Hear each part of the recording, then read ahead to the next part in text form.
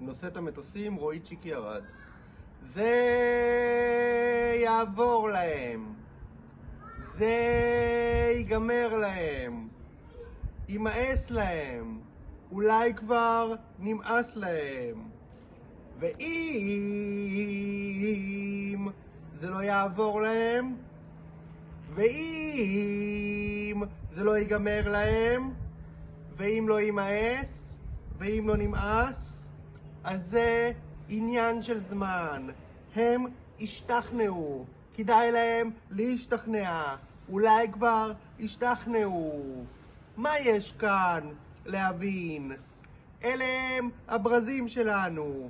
אלה הן המאפרות שלנו. זה החומוס החם שלנו. אלה שלטי הגבלת המהירות שלנו. כתובים בשפה שלנו. הדצימלית. אם הם לא ירדו מהעץ, נוריד אותם מהעץ. ונוריד את העץ. אם הם לא ירדו מהסולם, נוריד אותם מהסולם. ונשבור את הסולם. ועם השברים שלו נבנה נושאת מטוסים. עם 101 תותחים מפליז. עם 101 מטוסי מיראז' מנירוסטה. עם 101 טילי אטום. ובראש נושאת המטוסים יעמוד איש הפעם רזה ויפה וקרא ישעיהו ליבוביץ' בחוברת של האוניברסיטה המשודרת. ועכשיו הוא שמן ועייף.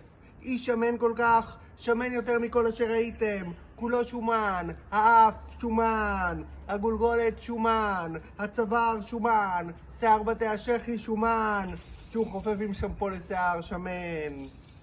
שמן כל כך עד שהוא לא יכול להיכנס לחדר ההגאים, אבל הספינה הענקית גדולה מספיק ומצליחה להסתדר איכשהו.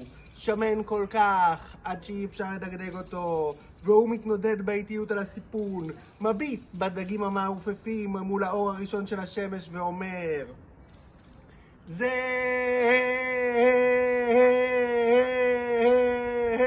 יעבור להם. זה ייגמר להם. זה רק עניין של זמן. The coffee, Roy Chiki Arad. The coffee sits above the saucer. Under them, the table. Under it, the country. הקפה. הקפה עומד מעל הצלוחית, ומתחתם השולחן. מתחתיו המדינה.